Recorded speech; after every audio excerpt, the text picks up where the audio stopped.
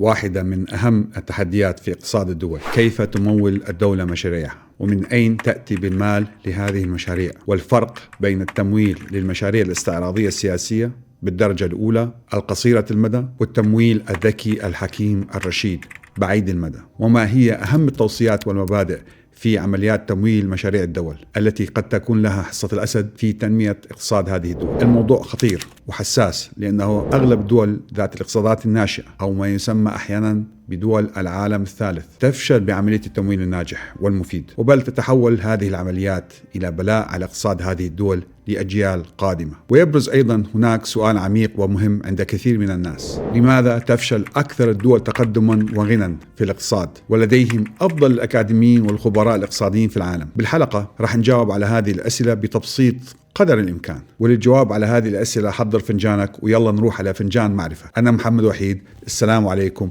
ويلا بينا.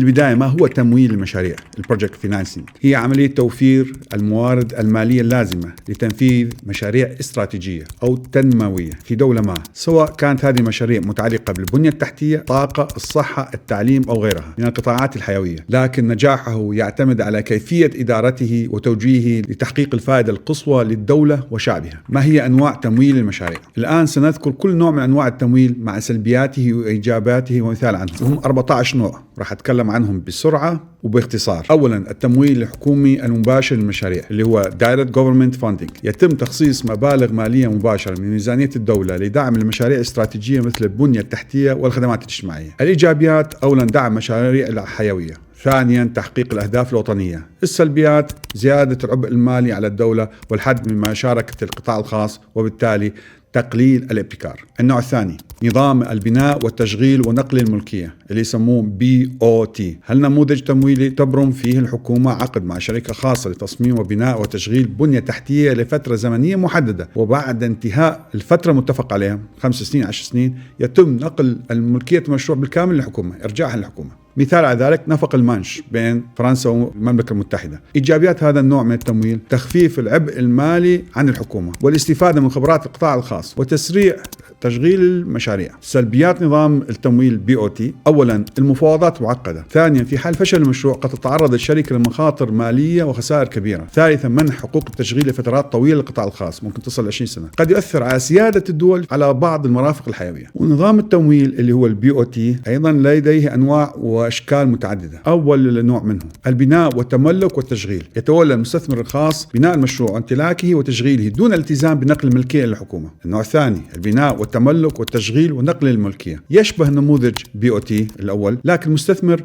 يمتلك المشروع من خلال فترة الامتياز قبل نقله إلى الحكومة. ثالثا، البناء والتأجير ونقل الملكية. يقوم المستثمر ببناء المشروع ثم يؤجره الحكومة لفترة زمنية محددة، وبعدها يتم نقل الملكية بالكامل إلى الحكومة. النوع الرابع البناء والنقل والتشغيل. يبني المستثمر المشروع وينقل ملكيته مباشرة إلى الحكومة بعد الانتهاء، ثم يستأجره لتشغيله فترة زمنية متفق عليها. النوع الخامس من BOT التصميم والبناء والتشغيل. يتولى المستثمر تصميم وبناء وتشغيل المشروع بينما تظل ملكية المشروع للحكومة طوال فترة العقد. النوع السادس من BOT اللي هو التصميم والبناء والتمويل والتشغيل. يتحمل المستثمر مسؤولية تصميم وبناء وتمويل وتشغيل المشروع مع بقاء الملكية للحكومة. النوع السابع من BOT التحديث والتشغيل ونقل الملكية. يقوم المستثمر بتحديث البنية التحتية القائمة ثم يشغلها لفترة محددة قبل نقلها إلى الحكومة. الآن نروح على الأنواع الرئيسية اللي هو النوع الثالث القروض السيادية، اللي هي قروض تحصل عليها الدول من مؤسسات مالية دولية أو بنوك تجارية لتمويل مشاريعها الكبرى. مثال على ذلك 2016 وافق الصندوق النقد الدولي على قرض العراق بقيمة 5 مليارات وثلث لدعم الإصلاحات الاقتصادية في البلاد. حصل العراق على ثلثين مبلغ وتم تسديده بالكامل خلال 5 سنوات. إيجابيات القروض السيادية: توفير مبالغ كبيرة لتمويل المشاريع الاستراتيجية الكبيرة طبعا، وشروط سداد ميسرة في بعض الأحيان. السلبيات: زيادة دين عام للدولة. النوع الرئيسي الرابع التمويل من المؤسسات المالية الدولية، هو دعم مالي وفني تقدمه مؤسسات كالبنك الدولي أو البنك الأفريقي للتنمية لتمويل مشاريع التنمية. مثال على ذلك تمويل البنك الدولي مشروع سد النهضة في أثيوبيا. النوع الخامس تمويل من خلال الشراكات بين القطاعين العام والخاص، يعني الدولة والقطاع الخاص. مثال على ذلك مشروع مترو دبي في الإمارات العربية المتحدة. إيجابيات هذا النوع من التمويل هي تخفيف العبء المالي على الدولة والاستفادة من خبرات القطاع الخاص، لكن السلبيات هي ارتفاع تكاليف الخدمات على المواطنين وتعقيد الاتفاقيات بين القطاعين العام والخاص. النوع السادس الأساسي اللي هو التمويل من خلال إصدار السندات الحكومية، يعني أن الدولة تجمع الأموال من المستثمرين وتقدمهم سندات تضمن تسديد الأموال مع الفوائد بفترة محددة. إيجابيات هذا النوع من التمويل توفير التمويل للمشاريع وتنويع مصادر الأموال. السلبيات جدا خطيرة مثل زيادة الديون والفوائد على الدولة وتعرض الدولة لمخاطر تقلبات الأسعار الفائدة. سابعا اللي هو التمويل من خلال المساعدات والمنح الدولية. مثال على ذلك منح الاتحاد الأوروبي لدول البلقان لتطوير البنية التحتية. بالوضع الحالي طبعا ممكن لسوريا، فهي بحاجة هذا النوع من التمويل. أما السلبيات فهو تمويل غير دائم، وممكن يكون تمويل مشروط أو يتم استغلاله في تحقيق غايات سياسية. التمويل الثامن الأساسي التمويل من خلال الاستثمار الأجنبي المباشر اللي هو ال FDI، يعني استثمارات تقوم بها شركات أو مستثمرين أجانب في مشاريع داخل دولة مستضيفة، مثل استثمار شركة توتال الفرنسية بقطاع النفط والغاز في نيجيريا. إيجابيات هذا التمويل توفير رأس المال والخبرات والتكنولوجيا. أما السلبيات ممكن هالتمويل يؤدي إلى تحويل الأموال لخارج البلاد، وأيضا التأثير على سياسات البلاد لصالح مستثمرين الأجانب. النوع التاسع الأساسي التمويل عبر الصناديق السيادية والحكومية، وهي صناديق مخصصة لتمويل مشاريع محددة غالبا ما تكون مرتبطة بأهداف استراتيجية، مثل صندوق محمد السادس للاستثمار في المغرب.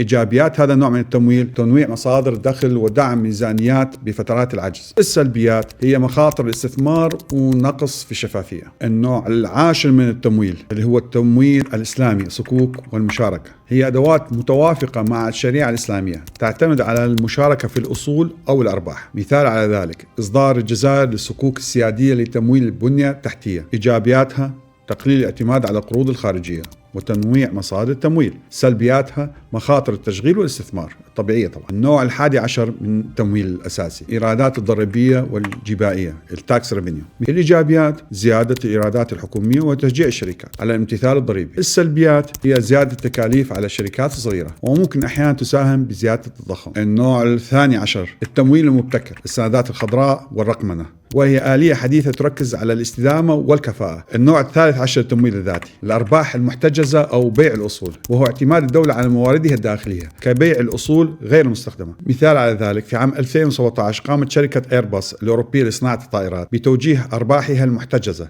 لدعم مشاريع البحث والتطوير، مما ساهم في تعزيز قدرتها التنافسية في سوق الطيران العالمي. الإيجابيات أولا استقلالية مالية للمؤسسة. ثانيا تجنب أعباء الديون والفوائد. السلبيات توزيع أرباح أقل للمساهمين بالإضافة للضغط المالي. النوع الأخير تمويل الجماعي ورأس المال الجريء. يستخدم التمويل للمشاريع الصغيرة أو الابتكارية، مثل منصة تمويل جماعي في السعودية كمنصة سكوبر لدعم المشاريع الناشئة. والآن خلينا نروح على التجارب الناجحة في تمويل مشاريع الدول. أولا تجربة تشيلي بعد أزمة الثمانينات، مصدر التمويل هو الاستثمارات الأجنبية المباشرة. التجربة الثانية الناجحة تجربة رواندا بعد 1994 بعد الإبادة الجماعية. مصدر التمويل هي المساعدات الدولية والاستثمارات الأجنبية. التجربة الثالثة الناجحة تجربة غانا بأوائل القرن ال21. بعد فترة من التدهور الاقتصادي في الثمانينات والتسعينات، تبنت غانا برنامج إصلاحي اقتصادي بالتعاون مع صندوق النقد الدولي والبنك الدولي. التجربة الناجحة الرابعة تجربة سنغافورة بعد استقلالها عام 1965. مصدر التمويل الاستثمارات الأجنبية المباشرة. والآن عندنا سؤال مهم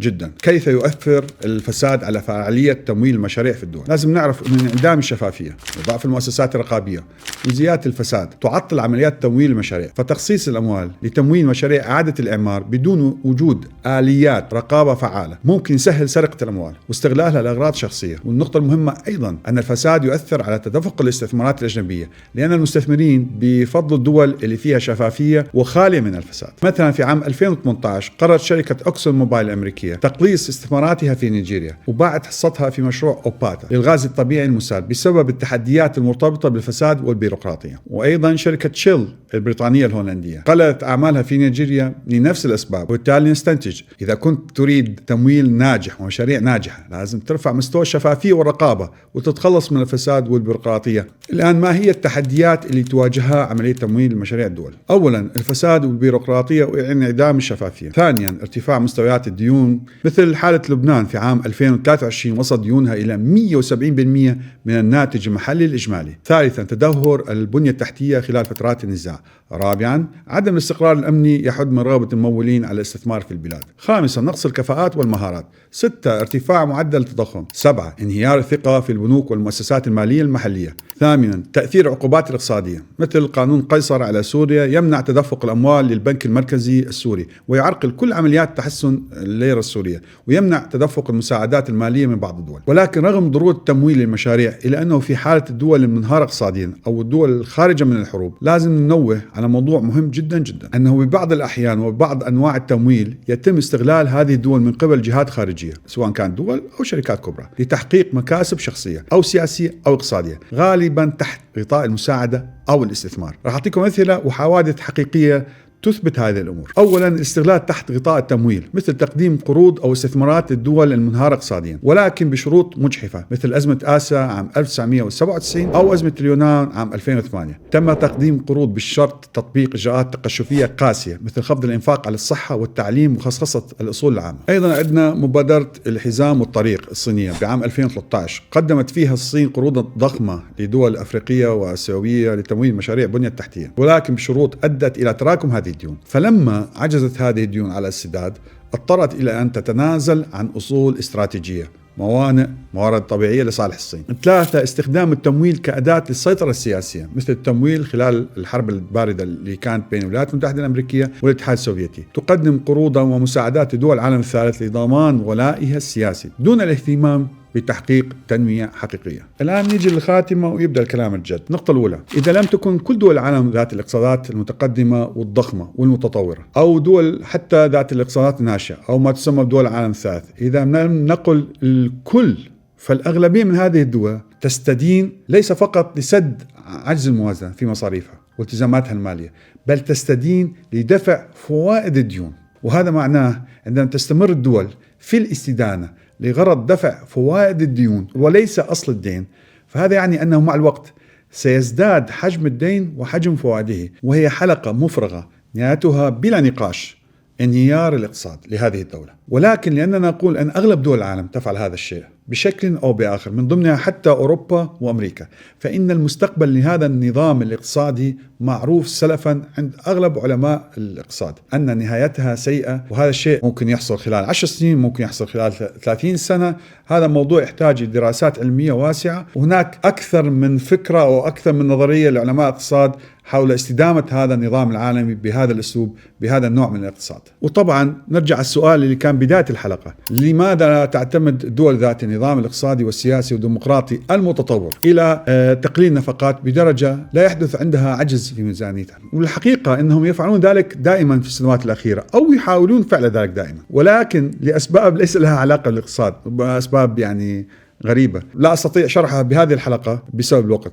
راح أختار أحد الأسباب. السبب الغريب أنه النظام الديمقراطي الغربي بشكل عام بدأ ينحدر نحو هاوية اقتصادية من الصعب الخروج منها بسبب انتشار الشعبوية وأيضا هبوط مستوى الثقافة والوعي الجمعي عند المجتمعات الغربية وطغيان الأنانية الفردية مصلحة الدولة الآنية. يعني المواطن الأوروبي أو الغربي يقول أريد حل مشكلتي الاقتصادية الآن. طبعا بالسياسي بهذه الدولة لهكذا مواطن سيفكر بحلول على المدى القصير وإن كان هذا التفكير على المدى الطويل سيؤدي إلى التهلكة الاقتصادية لكن هذا السياسي مضطر في دورته الانتخابية اللي هي 4 أو 5 سنوات واللي يهمه الانتصار بالمعركة الانتخابية أن يختار الحل على المدى القصير واللي قد لا يكون في مصلحة الاقتصاد والحفاظ على منصبه وتلبية رغبة الناخب الأنانية والذاتية والآنية وإن كانت هذه الرغبة ستدمر اقتصاد الدولة على المدى البعيد. طبعا القليل من الدول منتبهة على هذه الأمور وقد يقول قائل إذا كانت العملية الديمقراطية هي الفكرة الأفضل لنظم الحكم في العالم الحالي تؤثر عليها الجماهير الأنانية والشعبوية فما الحل إذن؟ الحقيقة أنه هناك دول وضعت حد أعلى لسقف الديون حتى لا تدخل بهاي الحلقة الجهنمية من الاستدانة لغرض خدمة الدين وليس لتسديد الدين، يعني أصول الدين. من هذه الدول مثل أمريكا اللي رفعت سقف الدين 78 مرة من عام 1960. المفروض أمريكا تلتزم بسقف الدين كقانون، لكن هي في الواقع كل فترة سواء كانت أشهر أو كانت سنة هي بترفع السقف ولا تلتزم بهذا الشيء ولا تلتزم قانون وكانه غير موجود وترجع تستدين. وانتم تعرفوا هاي المشكلة تصير دائما بين الكونغرس والحكومة الأمريكية عنده الحكومة الفدرالية عندما ينتهي عندها الميزانية، ولذلك وصلت ديونها حاليا ل 36 تريليون دولار. ومثل ما هو موجود بهالعداد ظاهر بالشاشة كل دقيقة تزداد الديون 3 مليون دولار. وهي مشكلة أحد أسبابها هو الاقتصاد العالمي القائم على الربا أو الفائدة. وأنا أستغرب جدا كيف الفيلسوف الأمريكي فرانسيس فوكوياما اتكلم على نهاية التاريخ والإنسان الأخير ورأسمالية السوق الحرة في الغرب، وأنه هو هذا الشكل النهائي الأمثل للحكومة البشرية. صح طبعا هو طلع هاي النظرية 1992، لكن هاي المشكلة اللي هي داخل النظام الاقتصاد العالمي بدأت من سبعينات القرن الماضي، بمعنى أن هذا النظام الاقتصادي يحمل في داخله بذرات الانهيار، ليس فقط بسبب النظام الربوي القائم على القروض وفوائدها، بل أيضا أساسه الفكر اللي يتكلم عن سبب وجود الإنسان في هذه الدنيا. فلا يمكن الأنانية وفكرة أعطني الآن كي أستمتع ولا يهمني ماذا سيحدث لاحقا أن تتوافق مع أي نظام اقتصادي على المدى البعيد ولا حتى على استمرارية الحضارة. الآن راح نتكلم على النقطة الثانية. نحن الآن في لحظة فارقة من التاريخ الإنساني ممتد حوالي 300 ألف سنة، حيث لم يحصل بطر وتبذير وفخامة ومستوى عالي جدا من الحياة في تاريخ البشرية مثل ما يحصل الآن، بل أن الشخص العادي الآن من الطبقة الوسطى في أوروبا والغرب ومئات الملايين من أمثاله يعيش بمستوى أعلى من أغنى الملوك في تاريخ البشرية السابق. يعني فالفرد الواحد الآن في أوروبا والغرب يستهلك موارد من الماء والكهرباء والمعادن النفيسة في الآلات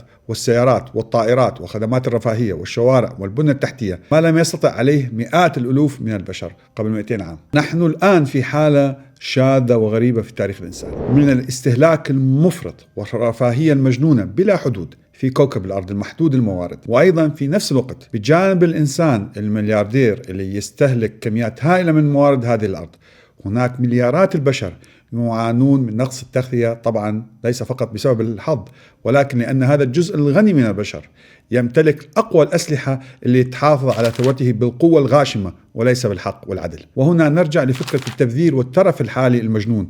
فهؤلاء البشر بهذا الوضع من الترف في أغلب دول الغرب غير مستعد لتقليل الإنفاق أو تقليل مستوى حياته. وكما نتكلم على أنه الاقتصاد بالنسبة للشخص في بعض المبادئ طبعا يشابه الاقتصاد بالنسبة للدولة. وإذا كان عندي جملة في هذا الموضوع بالنسبة لاقتراض الدول: لا تقترض لتشتري سيارة فخمة في بداية حياتك، ربما اقترض فقط من أجل آلة منتجة ومربحة. ونفس المبدأ يطبق بالنسبة للدول. فقول للدولة: لا تقترضي لرفع أو الإبقاء على مستوى رفاهية المجتمع أو المحافظة على نسبة الاستهلاك المترف، وإنما اقترضي لرفع الإنتاجية وكفاءة المجتمع. وطبعا هاي الجملة حسب خبرتي خلال سنوات عملي، وحطوها بين قوسين لأنها حل لأحد أهم مشاكل النظم السياسية الحديثة الجبانة والعاجزة عن إخبار مجتمعاتها بالحقيقة الاقتصاد، بل تطغى المزايدات الشعبوية الانتخابية الكاذبة على العملية الديمقراطية. هذا إذا كان في هناك عملية ديمقراطية. طبعا كلامي هذا لا يعني أنني ضد العملية الديمقراطية، ولكن أتكلم عن الجزء من العملية الديمقراطية التي قد تنتج حالة مضادة لمصالح الجماهير بسبب شعبوية هذه الجماهير وانحلال القيم والمبادئ والإيمان الجمعي. والآن أذكركم بالسؤال المهم ببداية هذه الحلقة: لماذا تفشل أكثر الدول تقدما وغنى في الاقتصاد على الرغم أن لديهم أفضل الأكاديميين والخبراء والاقتصاديين في العالم؟ الآن ترون أن الاقتصاد قضية فكرية أخلاقية عقائدية عميقة وليس فقط قضية أموال. فأي تغيير إيجابي أو سلبي في هذه الأفكار الأخلاقية الدينية الفلسفية عند البشر سيؤدي حتما إلى تغيير إيجابي أو سلبي في الاقتصاد. فلا يمكن فصل الاقتصاد الحقيقي عن المبادئ والأخلاق التي هي في الفكر الملحد عبارة عن حالات عبثية، وبالتالي فليس هناك ديمومة للاقتصاد خارج استمرارية الأخلاق والدين. والفكر الإلحادي طبعا المنتشر عالميا حاليا ليس له اقتصاد حقيقي على المدى البعيد، لأنه يحمل في داخله بذرات الانهيار، لأن الاقتصاد بلا أخلاق ودين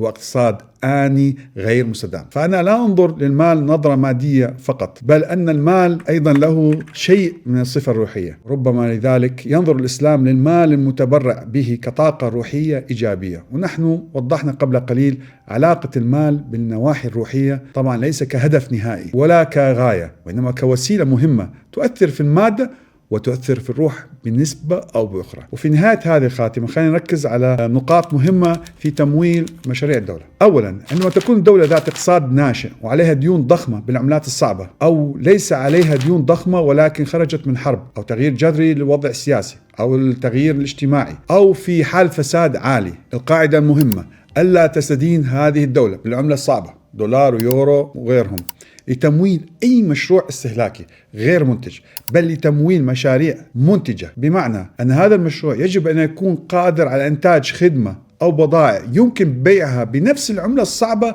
المستدان بها. هذه قاعدة مهمة جدا، وأغلب دول العالم الثالث تفشل بها، وتتحول هذه الاستدانة للمشروع إلى عبء وضغط على الدولة والأجيال القادمة طبعا لتسديد هذه الديون ودفع الفائدة المترتبة عليها. ولذلك هذه القاعدة مهمة واستراتيجية إذا أردت أن تنشئ مشروع في الدولة عن طريق التمويل الخارجي بالذات، وهذا المشروع غير قادر على إنتاج منتوج معين بنفس العملة الصعبة المستدان بها، فهذه العملية خطيرة جدا. ويستثنى من هذه القاعدة المشاريع الحساسة والقليلة والتي تؤثر على السلم الأهلي، مثل الكهرباء والماء والخبز، والحد الأدنى من مشاريع البنية التحتية. هذه المشاريع من الصعب أن تنتج مردود بالعملة الصعبة، وخاصة أن خدمتها محلية وصعب تصديرها إلى خارج البلد بعملة الدولار مثلا، لكن أؤكد أنها مشاريع بالحد الأدنى ولا يجب التوسع بها. كلما الدولة استثمرت في استتباب الأمن داخل الدولة، طبعا الأمن الحقيقي الناتج من احترام حقوق الإنسان والحرية، مش أمن كاذب الناتج من قسوة القمع والاستبداد، فكلما استثمرت الدولة في الأمن والعدالة الحقيقية، وخاصة عدالة المستثمر الأجنبي وعدالة ابن البلد والشفافية وتقليل البيروقراطية والسرعة في اتخاذ القرارات وتسهيل الإجراءات والانفتاح الثقافي والفكري على الدول والشعوب الأخرى، والتركيز على المصالح المشتركة مع الدول الأخرى، وأيضا الإكثار من التركيز على بناء القوة الناعمة الثقافية والفكرية، وبناء أفضل العلاقات مع مغتربين هذه الدول، واحتضان أفضل المبدعين المحليين والأجانب. كلما كانت ثقة المؤسسات العالمية والشركات والدول في الاستثمار في هذه الدولة كانت الثقة أكبر، وكلما كانت الثقة أكبر بهذه الدولة كلما قلت كلفة تمويل مشاريع هذه الدولة. بمعنى آخر، مع الوقت بيتحسن التصنيف الائتماني لهذه الدولة، ولدينا شرح عن التصنيف الائتماني موجود بصندوق الوصف. مثلا إذا احتاج الدولة لتمويل مشروع مطار وكانت هذه الدولة ذات تصنيف ائتماني عالي، نفترض مثلا A+، فعملية تمويل المطار مثلا اللي يكلف حوالي 100 مليون دولار قد تكون 130 أو 140 من التمويل الخارجي. أما إذا كان تصنيف الائتماني لهذه الدولة التي لم تستثمر في العدالة والحرية والديمقراطية وتطوير إدارة الدولة، وكانت منكفئة ومنغلقة على نفسها فكريا وثقافيا، ونفترض التصنيف الائتماني لها B-، فإن تكلفة نفس المطار سترتفع من 100 مليون أو 130 مليون 140 مليون إلى أضعاف مضاعفة 300 400 500 مليون، وكأنك كنت تستطيع بنفس المبلغ إنشاء 3 أو 4 مطارات، بمعنى أن الفرق قد يصل إلى 300 مليون أو 400 مليون زيادة على كلفة المطار. وبمعنى آخر أيضا لما يصل كلفة هذا المطار ل 500 مليون وأكثر، أصبح من المستحيل تسديد هذا الدين والفائدة عليه، وربما يبقى هذا الدين لأجيال قادمة. يعني عبء شديد على الاقتصاد، لأن القيمة التي سيقدمها المطار لن تتجاوز قيمة المطارات في الدول المتقدمة، وهي القيمة الأصلية اللي حكينا عليها في البداية، اللي هي ربما تكون 130 أو 150 مليون دولار وليس 500 أو 600. إذن عملية تمويل مشاريع الدولة، وهي تقودنا للنقطة الثالثة والتوصية الثالثة، هي عملية داخلية تطويرية إصلاحية تشريعية وتقدمية تحديثية تعليمية وثقافية داخل الدولة قبل البدء بالاستدانة من خارج الدولة. طبعا حتى تستطيع تسدد لازم يكون عندك التحضيرات اللي حكينا عليها سابقا. التوصية الرابعة، يجب أن ننتبه إلى خطورة الاستدانة من الخارج، ليس فقط اقتصاديا بل حتى سياسيا، لأن كثير من دول العالم الغنية توفر التمويل اللازم بشكل سهل نسبيا لدولة ما لغرض السيطرة السياسية عليها وربما إعادة استعمار هذه الدول. وإليكم مثال تاريخي على هذا في الصين وحرب الأفيون موجود حلقة على هذا الموضوع موجودة بالوصف. إذن عملية تمويل المشاريع من خلال الاستدانة عملية خطرة تحتاج إلى حكمة وتحتاج إلى رؤية مستقبلية وشعور كبير من المسؤولية، ولا تؤخذ قراراتها من قبل شخص واحد بل من قبل مؤسسات خاصة محترفة تمتلك مفكرين وأصحاب رؤى لوضع السياسات الصحيحة لعمليات التمويل. التوصية الخامسة: قد تبدو بعض الدول وخاصة الدول الكبيرة كريمة في تمويل وتنفيذ بعض المشاريع بالدولة، ولكن هذه الدول هي على محور سياسي معين بشكل ضيق في السياسة الدولية، ولذلك فمن الحكمة ربما تمويل المشاريع من مجموعة دول عالمية نفوذها السياسي أكبر وإن كانت بكلف أعلى. وبالتالي بصراحة أحكي طبعا ربما التمويل من الاتحاد الأوروبي الأغلى نسبيا أضمن أو أسهل من التمويل من الصين، وقد يكون العكس، من الصين أضمن. الحكمة تقول إذا كنت اقتصاد ناشئ فيجب عدم الدخول بالأدلجة السياسية أو الاقتصادية أو الانحياز لطرف دون الآخر، لأن الآخر لديه نفوذ عالمي بالاقتصاد وربما سيعاقبك أو يعزلك اقتصاديا، وهذا الشيء أنت بغنى عنه. بمعنى أن الاقتصاد يحب الحرية وعدم الاصطدام مع أي دولة في العالم والخروج من سياسة التحالفات أو المحاور السياسية أو الاقتصادية التي تحتوي على هدف الصدام مع الآخر. التوصية السادسة: كثير من المشاريع التي تبدو مكلفة ومعقدة وتحتاج تقنيات عالية يمكن تمويلها بمبالغ جدا بسيطة عند العمل على توطين هذه التقنيات، أولا بمشاريع صغيرة وبالتالي اكتساب الشركات المحلية الخبرة من هذه المشاريع الصغيرة، ومن ثم وضع رؤى وخطط للاعتماد على الشركات المحلية فقط. المشكلة أن بعض الحكومات تستعجل وتحرق المراحل رغبة منها بإنشاء مشاريع سريعة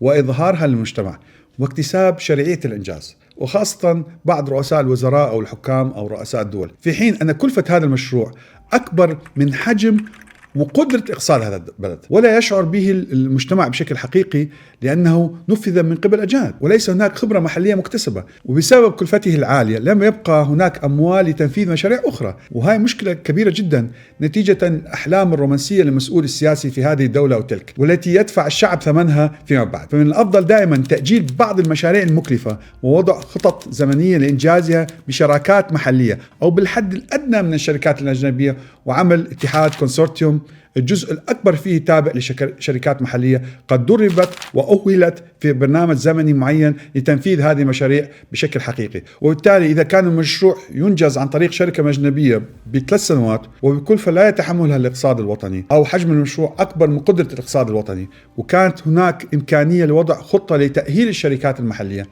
لكن تحتاج إلى فترة زمنية ربما 6 أو 8 سنوات، ولكن بسعر أرخص من الشركات الأجنبية ربما نصف أو حتى أقل، فربما من الأفضل الصبر وتنفيذها خلال 6 سنوات إذا كان الاقتصاد أو المشروع يتحمل هذه الفترة الزمنية. ويجب تثقيف المجتمع والمسؤولين بأن إنجاز مشروع ما قد لا يكون في فترة الوزير أو الرئيس الفلاني، بل ربما فترة الوزير أو الرئيس التالي، وأن هذا ليس عيب لهؤلاء المسؤولين بأن يذكر من بدأ بهذا المشروع ومن ساهم فيه ومن أنهاه، وأن نخرج من ثقافة المسؤول العبقري المبدع الذي ينجز المشاريع بفترات قصيرة وبشكل معجز. هذه أحد الأفكار والأمراض الموجودة في المجتمع العربي ودول العالم الثالث بشكل عام للأسف. التوصية السابعة: هناك نوع من المشاريع تبدو عبثية والتي هي مرتبطة بكتاب جينيس: أكبر، أضخم، برج، عمارة أضخم وأكبر وأعرض وأحسن وأسرع. كل هذه المشاريع، هذه المشاريع الغرض الرئيسي منها هو اجتذاب السياح أولا،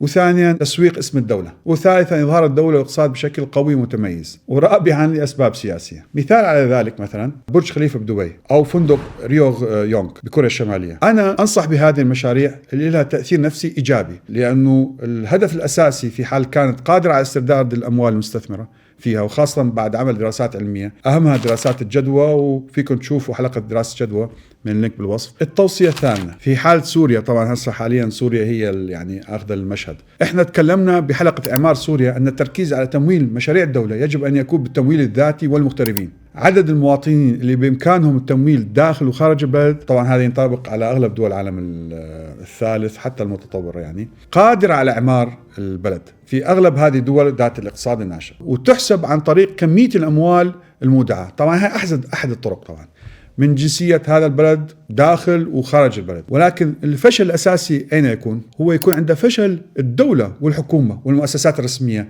في استقطاب المستثمر والمغترب أولا للاستثمار في الدولة. هذا هو جرس الإنذار والضوء الأحمر الذي يحذر أن هناك خلل بالدولة وسياساتها الاقتصادية. فالمستحيل ومن الصعب جدا أن تطلب الاستثمار والتمويل الخارجي وتستقطبه وأنت لم تستطع استقطاب ابن البلد. وهاي الحالة نراها في أغلب الدول العربية، ربما نستثني من بعض الدول الخليجية، لأنه أنت كمواطن بأي دولة، سوريا، مصر، العراق، السودان، ليبيا، أي دولة عربية، أو في أفريقيا، نيجيريا، أثيوبيا، كونغو، المؤشر على فشل سياسة الدولة الاقتصادية هو فشل الدولة باستقطاب المستثمر المحلي أولا، وعدم شعوره الكامل بالأمان والعدالة والحرية والقدرة على الإبداع. إذا عندكم أي تعليقات أو أسئلة ممكن تطرحوها، تفضلوا في التعليقات ونحن إن شاء الله نجاوب عليها. أطلت عليكم، أنا آسف، لكن يجب أن أشرح وأعطي الموضوع حقه. شكرا جزيلا، السلام عليكم.